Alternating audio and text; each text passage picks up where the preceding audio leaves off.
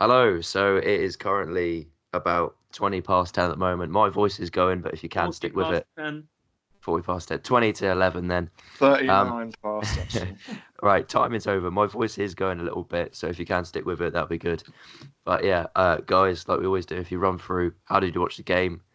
What did you think? You're going to tell everyone who you're here with today? Oh yeah, sure. Sorry, Yeah. yeah, I'm here with Jamie. Sorry, we make it a bit more casual on the Jamie here as reactions. well. I'm Yeah. also joined with Harry. Hello. It's Yeah, audio, I'm here. Harry. You can't just put a thumbs up. Oh, And yeah, I'm that's also true. I'm also That's here with true, Mikey. yeah, fair play. Yeah. Well, everyone's thoughts on the game, boys, and where'd you watch it? Yeah. Gee, It's like I said that. Deja vu's coming back. oh, my days. Okay, so yeah, Jamie, where'd you see it? I watched on Amazon Prime with my Stuart Taylor shirt on. Yeah, I very loved nice. every second of it. Very nice. Apart from, I didn't like the second half. If you want to check out the YouTube video to see which shirts we're wearing, Jamie is sporting a Stuart Armstrong goalkeeping shirt. Stuart Armstrong, yeah? Mikey is wearing the away Stuart strip. Armstrong, yeah? Yeah. Stuart Taylor. Oh my God. Oh, Yeah, Ollie, what are you like? Mikey's representing the 20... Swansea away goal, the Gabbiadini, a picture Gabbiadini scoring that last minute goal. That's the kit Mikey's wearing right now. Tizard, tell us, mate, what you're wearing. The Southampton away kit from last season. Very nice. The third Very shirt. nice. And I'm sporting the 06-07, I believe. Mate, no, 03-04, sorry. Saints kit, Friends Provident one. But yeah, anyway, fashion show over. Yeah, Tiz, where'd you watch it? Amazon Prime in my room, sat next to a Norwich fan. So I enjoy almost every second. Even sweeter almost every second. Even sweeter. Mikey, you went to the game, is that right? Mikey? Oh, he's got his mic muted. Right, okay. Okay. So we'll go straight into reactions then. Obviously, what was your overall thoughts on the game? We've got now 2 wins on the bounce. What are your thoughts now after having 2 wins at home? I'm buzzing, mate. I don't know if the fact that I said to everyone before the podcast started, if we win our next 3 games and now a Premier League team, apart from the ones we're playing, play a game, we'd be in 5th position. Brilliant. It's a bit of a...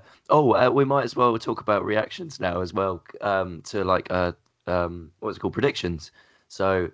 yeah, Tiz, if you give us quick your overall reaction and then I'll run through the predictions, what people went through. What, just of the game in general? Yeah, just what were your overall reactions to the game? Carry on. I was very impressed. I was a bit concerned when we took attacking players off at 2-1 because we're not very good when we allow pressure onto us. But I think we defended resolutely. Got a bit lucky with the Sam Byron miss, but we definitely created enough chances to win the game. And yeah, overall a pretty solid performance. We won the game. Our half-time performance between the 0 and 45-minute mark is what won us the game. Second half we're a bit off it, but then again, I think our players sort of they wanted to defend a lead rather than try and extend one. Yeah, and it did look Norwich did look shaky towards the end, but that whole idea that sitting behind the ball and trying to defend a lead. I think Mikey mentioned it earlier, and I think it's so true. I noticed it this time. The fact that it's not just the pressure on defence, it's the confidence of the attack as well. There were so many chances where we had the ball in advanced positions, but just because of our nervousness on the ball, we were really hesitant, giving away. I mean, Cedric was in like their half under no pressure, and he smacks a 40-yard diag and it completely gives away the ball. Goes to absolutely no one. And yeah, so it's just things like that confidence in the fact that we're ahead, we've got the ball, just calm it down, slow the game down. So I think it's all over the pitch. I mean, Redmond again, lazy through balls and things like that near the end. So it's just that confidence through the whole team, and I think it will do really well that we actually held on to our lead at home. Yeah. I had my mic muted for a few seconds. Everyone's at it today. What I was going to say was Cedric annoyed me. Is a lot lackluster for him because when he literally was going through to Tim Krul, he could have put a leg out and could have caught the ball so easily and could have scored one. And Nathan Redmond even could have easily crossed it to Adams towards the end. Yeah, but yeah, we'll go into. I'll just quickly run through our predictions. So Jamie, you went for a 2-0, pretty close. How did your prediction fare to the actual result today? Was there any kind of changes in that? Me? Yes, Jamie, So your prediction 2-0. I thought you were going to say my bad. Oh, But yeah, I said your name. to be fair, Pukki's goal was pretty class finish. I'll give It him. was a good finish, yeah. Apart from that, they had no threat whatsoever. But it's just the second half. I didn't like the fact how, like you said a minute ago, Ollie, just sat behind rather defend the lead when it's just not the Southampton way. Well, it is. But it should be Southampton way. I want us to continue to try and get some more goals, fix that goal difference after the abysmal Leicester game. Yeah. It's what I see from the team. However, Ralph's not really visioning the same as me, unfortunately. Right. So I thought we're in the same wavelength, but clearly not. Yeah. However, Tizard, were you proud of your 2-1 prediction? That wasn't Tizard. Damn yeah, it. I'm more than happy with my 2-1 prediction. Yeah, I got no, you're not claiming that. You're not claiming that. Tizard, I will show you the whiteboard. So Tizard, I thought a seamless transition. I'm so excited. Mate, Jamie, you did right. So yeah, Tizard, you went for a 3-0 prediction. Yeah. What was the changes between your initial thoughts that we would win 3-0 to what we saw today? What do you think? What there was the key differences there? I think over ambition from my point of view. But at 2-0, we could have easily made it 3 or even 4 at points. I think at the half-time point, I was sat next to my friend and I was like, you're in the similar position to us when we played against Watford. It's been not a dismal first half, because Mikey will bite my neck off for saying we didn't play well in the first half against Watford. But we didn't play well in the first half against Watford. Team talk changed it, and we were more on the front foot. And that's the similar sort of thing that happened to Norwich today. They took the front foot, and we sort of sat back a bit. So I think if we kept pushing forwards, maybe we'd have got that 3-0. But the 2-1 probably in the end the most fair result. Yeah, I think that's true. Obviously can't get Mikey's opinions. He's having a bit of technical difficulties. But he's gone AWOL. We will plow on. So what I thought we'd do is quickly go into kind of reactions. We did put a reactions out there to see what your guys' thoughts were after the game. Tiz, can you rifle through a couple of them? Shout out the guys that have responded. David Henderson relieved. I'm not going to read all the ads, but we got so flippin' happy. I'm going to say tired, so good, not getting home till 12:30, but still with a love heart emoji. Yeah, rate the dedication there. Fire emojis. We got so happy with Dan Hurst. I'll read his out. The Hurst. Buzzing. Can't stress this enough. We have to beat the teams around us. Well done, Saints. Absolutely buzzing, and it's a strange, unfamiliar feeling. I'm not used to, but I think I like it. That's the reaction we've got so far. So happy, but also now stress-free, relieved from a tough game against a relegation rival. Yeah. And when was the last game you thought that we held on to a lead that we had at home? I honestly can't work it out. Was it someone like 3-2 against Liverpool, 2015? I was thinking Spurs at home for me, but is there anyone more recent than that? You know, having a lead and holding on to it right at the end. Was there anyone else like that comes to mind? Away or home? Just at home. At home. Well, to be fair, before that we haven't won till before the game against Watford, we haven't won since we played against Wolves at home. So it's been quite a long time. But I know it wasn't a win, but the way we drew against Manchester United at home, I thought was quite resolute. Yeah. So yeah, it's interesting to see how. I wonder, is there any kind of particular reasons why you think it changed, that we were be able to solid and be comfortable in our ability to defend? Was there any kind of reasons you picked out there? For me, I think it's a combination of us slowly transitioning into a better defensive side, but also the fact that Norwich aren't as dangerous as the majority of Premier League sides on the attack. You know, their only real chances came from Pukki, and the one that they probably should have scored off, maybe a top 10 side would have scored, was Sam Byram's chance right at the end when he had 2 bites of the cherry, but couldn't finish it off. So I think it's a mixture of the two, but I'm glad we didn't let our heads drop, because on a different day, different season, maybe we would have made that 2-2 this time last year. So maybe we're slowly transitioning into a team that can hold out for Leeds. That's a good point. And I think as well, the such tough fixture we had, if we let any chances go, they were relentless in the fact that we would get punished. Whereas now, playing a slightly lower team, we did switch off for a little bit. Cedric obviously got completely taken out of the game. But they had their chance and they didn't take it. Maybe that's that bit of luck by playing a lower league opposition. Mike, are you all good now? I think so. Yeah, Yay! brilliant. That's so Okay, funny. so we kind of skipped over for a little bit. So just overall reactions to the game. Anything you saw? Any positives? Anything you want to talk about? First half was good. Yeah. Played with confidence, played high pressing, didn't really let them out their half. Second half, I feel like we didn't. It wasn't that we didn't attack them, but after we conceded, it seemed like the confidence just went. That's something that we've got to work on. Is that even if we still got the lead, we still have to push for a third. Even if they score, we still have to push for a third. We just sort of drop back a little bit. I think taking Ings off, I know he came off because we don't want him to get injured, and we've got a very tough run of fixtures ahead. Mm-hmm. We need him to score goals, but taking Ings off, I think we just lost a little bit of edge. Adams did well when he came on. I think he but did. I think he did very the well. Same, he doesn't have the same presence that Ings has. And I think you'll enjoy me saying this, Mike, but I think Shane Long had a brilliant game up front. He did. Absolutely he had a brilliant. Very good game. Like, I know you guys will laugh, but he did his role absolutely perfect today. The fact that he can be a target man and get a flick on for the first goal, the fact that he can press high and has got the work rate to close down in Hasenhüttl's style. And yes, he didn't get in a particular chance to get a goal scoring opportunity, but even things like through balls, he put a through ball for, I think it was Redmond when we were under pressure. He has got a really good pass on him, Shane Long.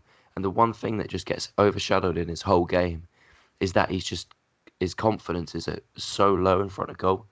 But if he doesn't miss that opportunity, you actually realise how much of a good game he does impact onto the team. And I think it was absolutely right call for him to play today. He did really change us, and I think it's partially to him that we did get a good result today. He did his role absolutely perfect today. Well, what else he provided was when we needed an out ball. Oh yeah. When Obafemi was playing, the players didn't have the confidence that he would get there. When Shane Long's playing up front, he can outrun any defender. And like the fact we were just dumping it into the corners, Shane Long was getting onto the end of it, or winning a throw in, or winning a free kick, or something like that. And I think the Ward-Prowse free kick from the first one was a ball from Bednarek, went over the top, Long chased it down, won the throw in, and Ward-Prowse won the free kick from that throw in. And so he had a role in both of the goals. And you don't see too many experienced strikers because it's the idea that they lose their pace and things like that.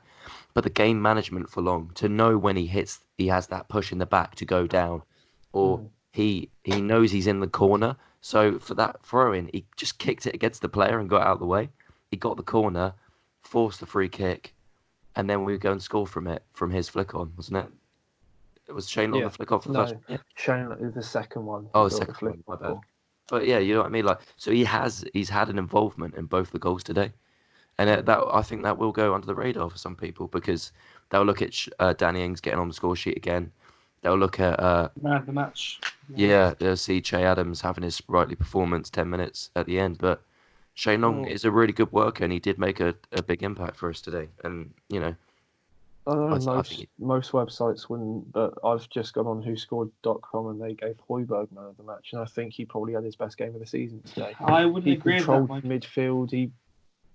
He looked relaxed on the ball. He looked like he pressed well when he had to as well. So Højbjerg had a very good game today.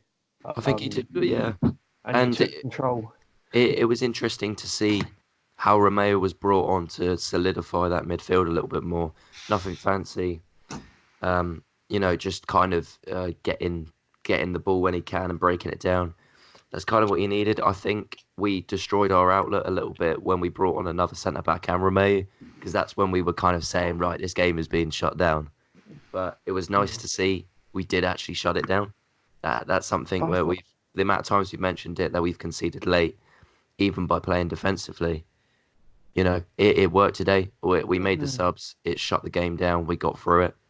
So it's nice to see that we can play it both ways. We can come back after losing like we did previous game, and then this game, going a lead and then defending that 2-0 lead. Yes, I know we conceded, but we didn't allow Norwich back into their last one. We have that confidence, and I think that'll do wonders for them. I think the fact that they know they can do it now is a benefit. Yeah. Should we go chronologically? Should we go through it now a little bit? We've done our overall thoughts of it. Should we go through it?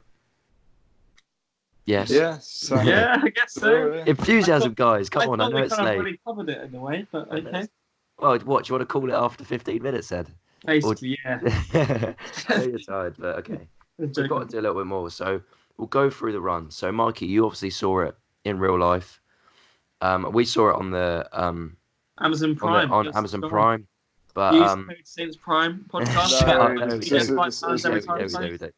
What was that atmosphere? Obviously, after a home win, going straight into kickoff, what was the atmosphere like? People were confident. Yeah, I think people were confident of getting a win, and that helped the lads out on the pitch, and I think that brought them confidence as well. Northern outsung the away fans for the majority of the game, so that's something that doesn't usually happen, but happened today, which was good. It just, and I think you had that response from the players. Like, you had the fans at the start willing the players on. The players then performed well, made the chances. I know it didn't go in, but I think Højbjerg's shot just before the end of the first half, that really riled up people. They really enjoyed that. But no, it's just the fact that we did play with a higher tempo. We did look to play high up, press high. That really drew the fans on as well, and it was a very nice atmosphere until Norwich scored. It was a bit, I'd say, up to that point, it was a bit like Fulham at home from last season, where it was just very comfortable. We controlled it very well. Nothing really special happened. But it was a bit. Jamie, what's your thoughts? Mikey, quick question about attendance today. What was your opinion on the there stadium? There was more than there was for the Watford game. Okay. I think there was about 26,000 for the Watford game. There's 27,000 today. But no, again, it's difficult to tell from my position because I think most of the empty seats are below me. Right. You could tell that there weren't many people on the wings. Northern was full. Kingsland, I think, was pretty much full. But I think, I don't know. It seemed full, but there weren't a lot of Norwich fans. Right, yeah. And there was like a full block that was not taken up by Norwich fans. So I don't know if that definitely dampened the attendance. Yeah, I'll come to you next. On the commentary, they made it very present early in the fact that we looked to be playing a very high line. Was that something you were kind of confident in at home, from having to play 5 at the back at home to suddenly playing 4 at the back with a very high line? Was that an encouraging sign to you, or were you almost surprised to see that amount of confidence in that defence with a very high line? Well, it's good to see, because that meant that we penned them into their own half. They didn't have a clear-cut chance at all in the first half. And our pressing style was really encouraging. We forced Krul to smash the ball out of play or smash it up the pitch, where we would always sweep up. And to my Norwich fans' frustration, that they kept on just banging it up the pitch. Our players would always be able to outjump Pookie. We nodded it back in. Their attacking players aren't fast, so we can afford to play that high line, because we know that they're not going to absolutely outpace us. Where you see Shane Long, he'll always outpace Zimmerman in a foot race. So it was good to see, and it meant that we played on the front foot. We were able to dominate that first half. Mm-hmm. Yeah, it's true.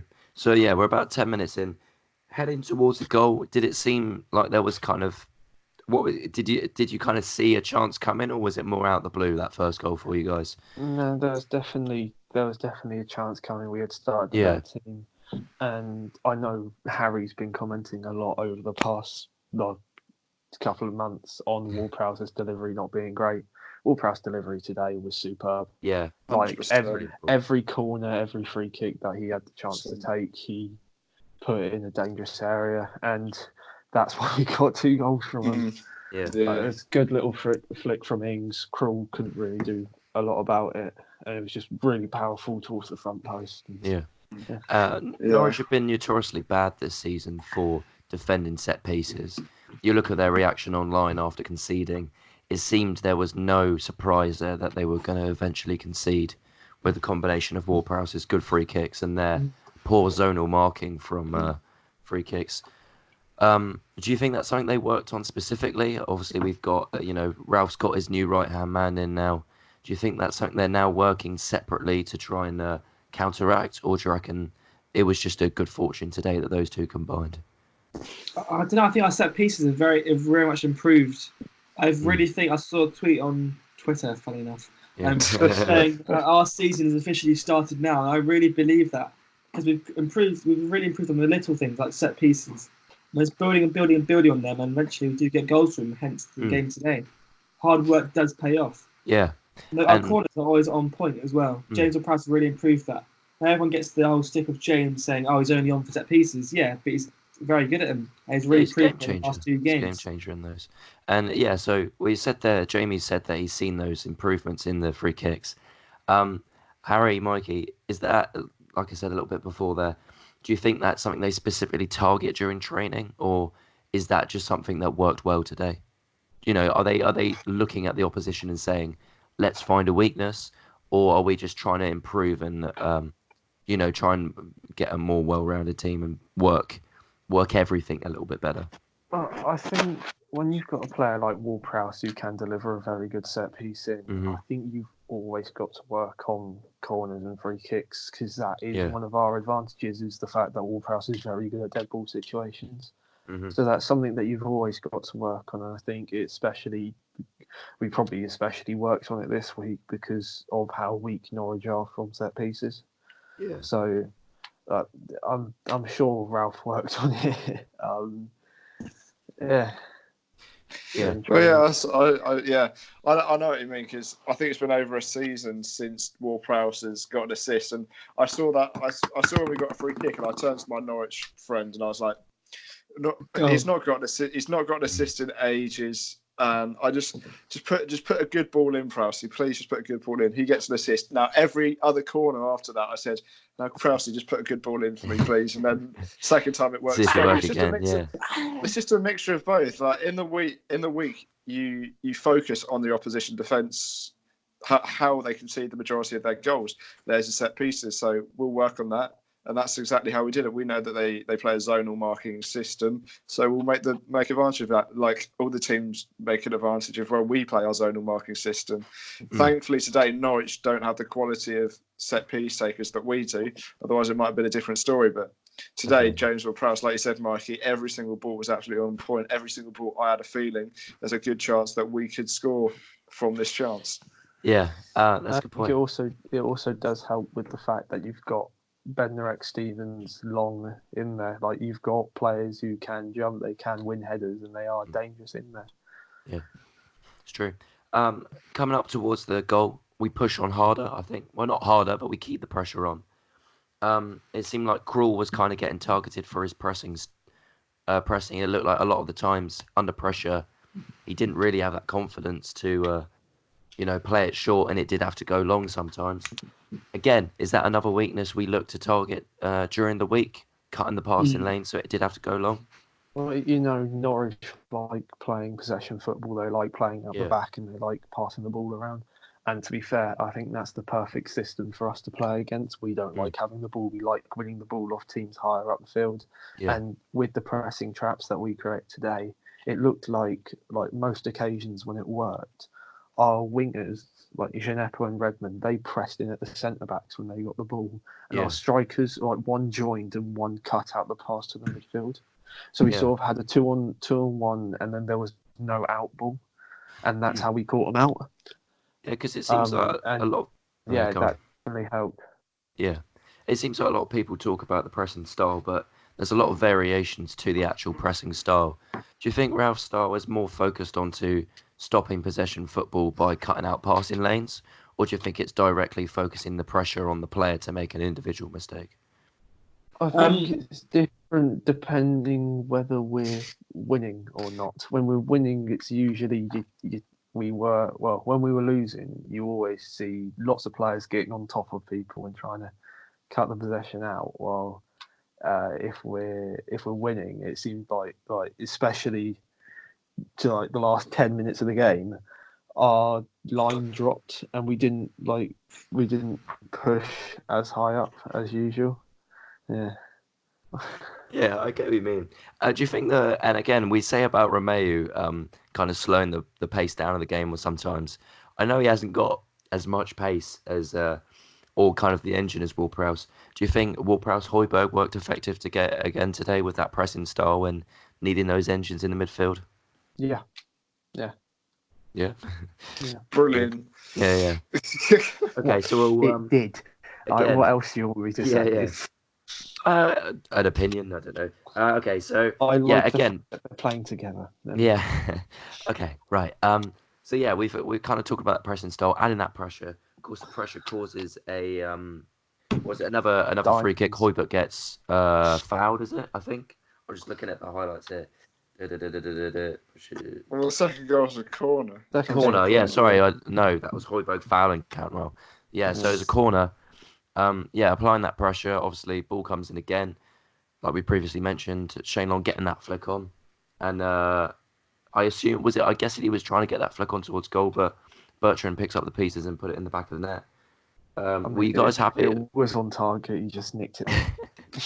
Definitely wasn't on target. But It's great awareness from. No, it wasn't. It's great awareness from Shane to knock it on, though, to be fair, because he knows there's not a great chance he'll score. So it's good to lay it off to Bertrand. It's not harsh. It's from the angle. It's very difficult to direct the ball past two men on the line, possibly three, including Max Aaron's on the other post.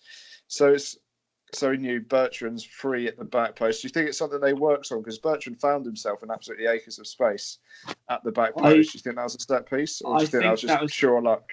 I think it's just poor defending from Norwich, because I think the original aim was Shane Long, and obviously Shane Long purposely misheaded the ball to Ryan Bertrand. Misheaded. So, yeah. So yeah, I see it's poor defending on Norwich's behalf, which wouldn't surprise me one bit. Yeah. Well, yeah, there we go. So then we're going into half time, and another thing I saw with the tempo of the game coming into the half, it seems like sometimes we'll slow the game down to try and solidify a lead or a result coming into the half. But were you quite happy to see us keep on the tempo right up until the end of the half? Because I know it looks like sometimes we kind of slow down and make sure we keep the result going into the half. Were you happy to see us keep the burners on and going right into the half of 100% going in? Norwich were there for the taking. And we knew that in the second half it wouldn't be like that because of halftime team talk changes everything. So at that point, like they were there for the taking, and that's where we had to capitalise. And thankfully, we did get that second goal, and that really helped us push on for the rest of the game. Yeah, I'd agree. It's true. So halftime, Norwich make double substitution. Was it? I think coming out the half. Sorry, my voice is absolutely all over the place. You are going to have to stick with it, though. Well, yeah, so they make a double substitution. And then what is the change in the game from that point? The players... Was there a change in formation there? Not sure. Oh, man. Yeah, did they change formation? Was there a particular change that you saw from there? I think they just started brighter than us in the second half, and that's what put us on the back foot more than anything else. And that's where we decided, as much as we do want to get another goal, we do want to conserve leads. Yes, we did have a few chances through Danny Ings, but they probably had the better second half than us. But thankfully, we were able to hold through. Yeah, and I think it was as soon as the game kicked off, Pookie had a shot pretty much on goal that McCarthy had to tip over. But they did kind of start building up pressure, and obviously they did get. Would you say it was in run of play, or would you say it was a good, effective break for Norwich? I think it's fair enough. Like they set the tone by having the first chance of the half, and then it's a great ball through by Tessie. Yes, Cedric probably should be tighter marking Pookie on that left hand side, but it's a great finish. Maybe near posts.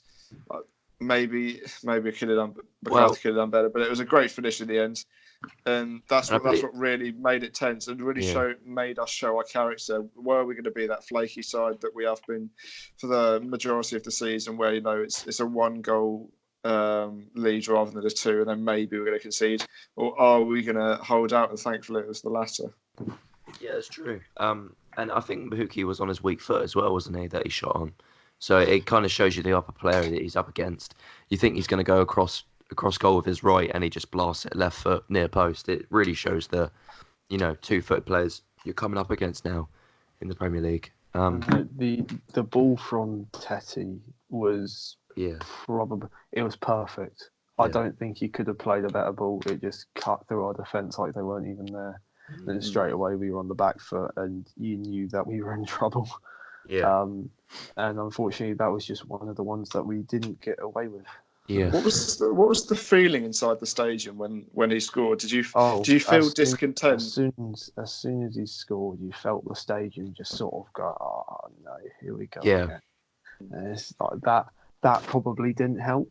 But to be fair, the amount of it's experience happened so that the many home times. fans have had with that, and the players are probably thinking to themselves, if that was in an empty stadium, the fans would probably feel that as well. And the fans, the players would feel that pressure, wouldn't they? The fact that, oh dear, hey, here we go again. But yeah, we'll skip forward. So Norwich adding the pressure. We have a couple of chances now and again. Substitutions, 72nd minute. Jempo comes off, and we've got Ori Mayo coming on. What tone do you think that's setting there? Is that let's get hold of the midfield now? It's obviously taking off a creative player. It's him not going full on defensive. It's just a bit. He's kind of scared to put on. He wants to put on Yoshida later on. Get to that in a second. It's a bit of Ralph's saying. I think it's Ralph's opinion of. I don't want to full on sit back and defend this game. However, I want to put a bit more reassurance on the pitch and just keep that steady flow of attack going.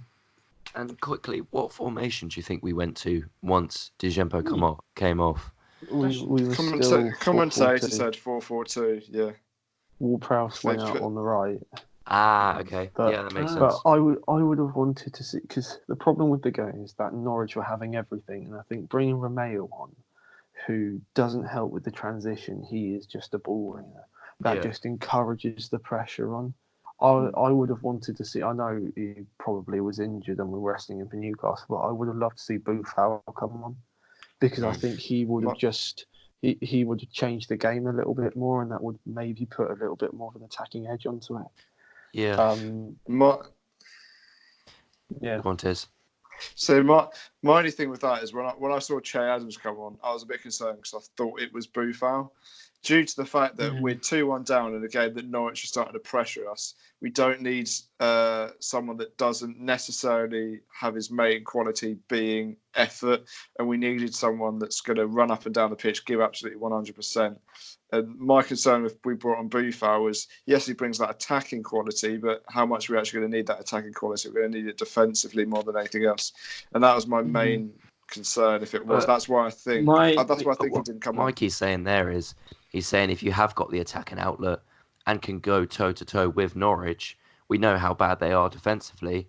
You get the game to 3-1 instead of just relying on the fact that you're looking to not concede. It completely changes the motion of the game, and Norwich have to really come out of their shell, and you can be confident in the fact that you've got a two goal barrier there. I think that's problem is like, I know we've got away with it this time, but when we go defensive, like, you could see how much panic it caused in our defence. We won. It wasn't like we were a solid defence and they weren't creating chances and we were just cutting everything out. It was last ditch blocks. I think one point we had 5 players run around the same ball because we were that panicked trying to get it. And like, I just would have thought the problem, and it's sort of like trying to defend a wall. And if you keep battering at that wall, the wall's going to break down at some point. Eventually, yeah. And it's like we've said from the start of the games. I mean, we've been going attacking and we've got a two goal buffer because we haven't been defensive from the start. And that's what we've seen previously at home games, us being defensive from the start and being broken down straight away. And when you've got 5 at the back, it's very difficult to make the game plan attacking because you've got to bring on attacking players and then expose yourself even more. I just would have liked to see us try and finish the game, get back up on the front foot instead of trying just falling back again into our 9 at the back, just lump it up to Che Adams and hope he can control it. So again, added pressure from Norwich. Second substitutions. Danny Ings coming on for Che Adams. Nice to see Che Adams is in the pipeline and he's had a little run around. Obviously, Danny Ings, like Mikey mentioned a bit earlier, we do lose a little bit from him because obviously he is our probably best finisher and overall probably best striker we've got at the moment.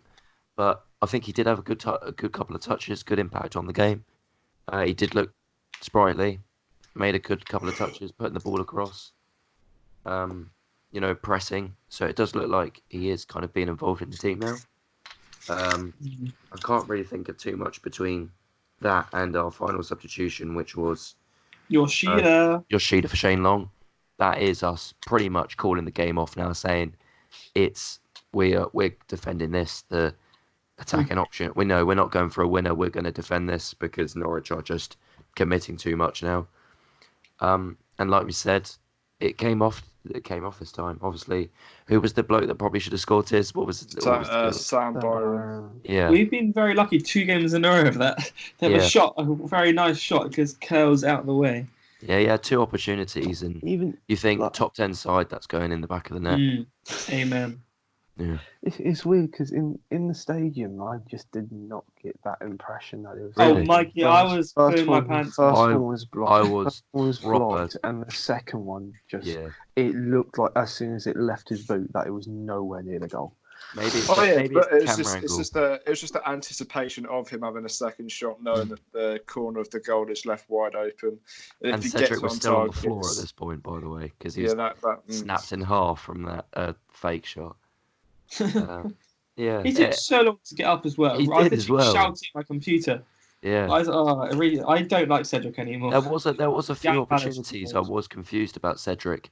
He, for some reason, for a right back, he drifts inside a lot, and then takes a long time to get back out wide. I don't know if you've noticed this. I think it's because he sat wide, and that's how they scored their first goal. Was a ball between Bednarek and Cedric, and that was the ball that went straight in between them. So I think after that, he didn't want to be caught out with that gap again. Yeah. So every single time the ball went wide, he sort of arch his run. So he'd cut inside, block the pass to the striker, and then try and get out as well. Yeah. And that just didn't help. And the fact that Ward-Prowse, because what it turned into was you had Adams as a lone striker, Redmond in behind, and then Ward-Prowse, Romeo, and Højbjerg as a 3 in front of the defence.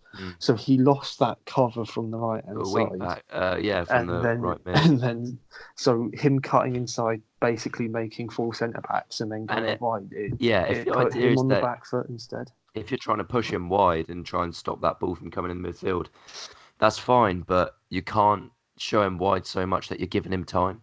Because that's what the final shot came from. The fact that he was so far off him and showing him so far wide that he almost pretty much stopped on the ball and played it to a player coming back. And obviously that right midfield wasn't covered.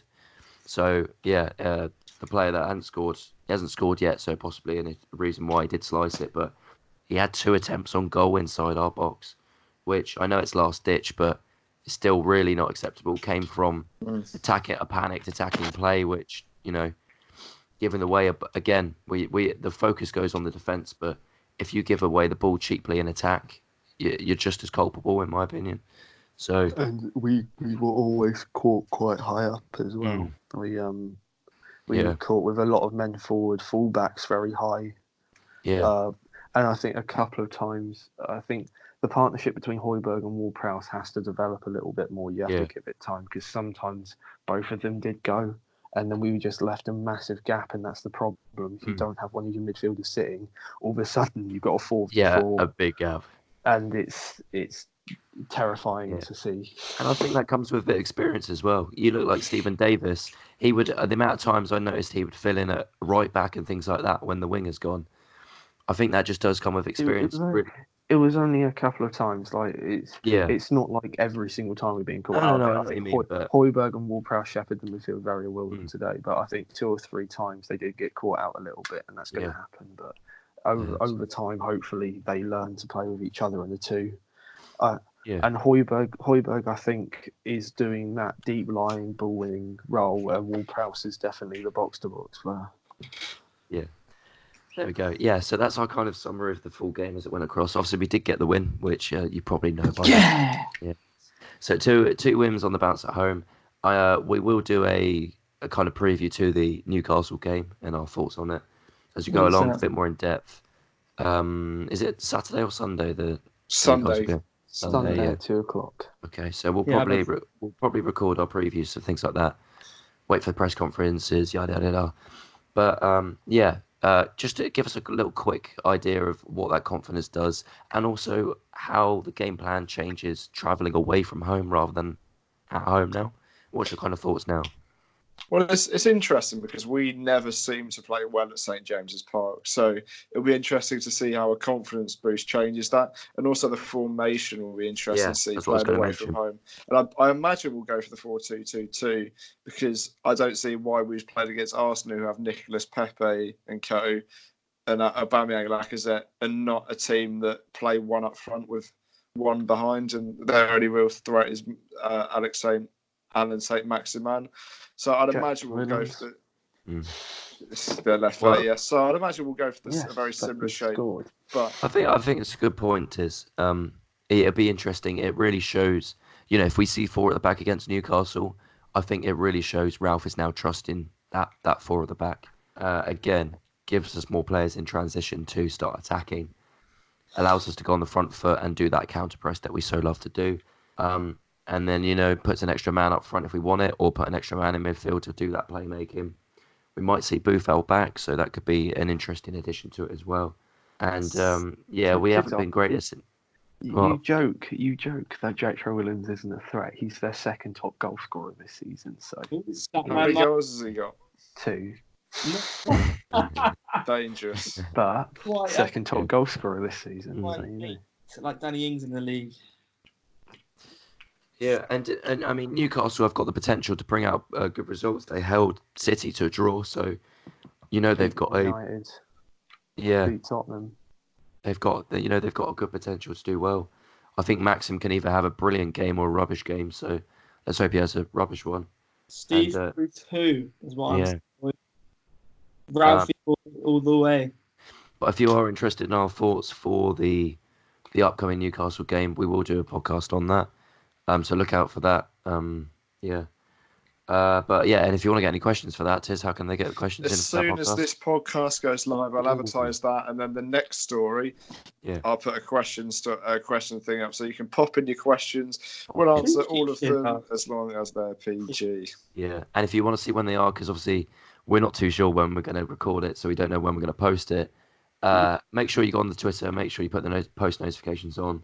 So you get direct links to your favourite podcasting host, and I'll go straight there, and you can listen to it there. Yeah, your favourite podcasting. Your favourite one. You can go to your favourite one. We all know I'm a favourite. Come on, they mean what he means host, is his favourite podcast. Yeah, I know, but adding to the point is that we all know I'm the favourite one overall. Definitely. I don't think so. Definitely not. I don't think we need that for our egos to try and find out who's the most favourite. We all know it's just not Jamie. He doesn't turn up. He doesn't turn up to half of them, so I don't know if he can count. To be fair, my course is a very busy one, you see. Yeah, well. And I have to prioritise that, even though I do love the podcast. Yeah. You said today that you watch the game instead of doing your coursework. I did not say that. It's that high as priorities. Okay, well, it's been me, a very sick Ollie. I've also been joined by Harry. Yes, you have. Yeah, I've also been joined by the lovely Jamie. The thing is, you also have been joined by me. That's crazy. It's lovely. It's very subjective. And I've been joined by the very smiley Mikey.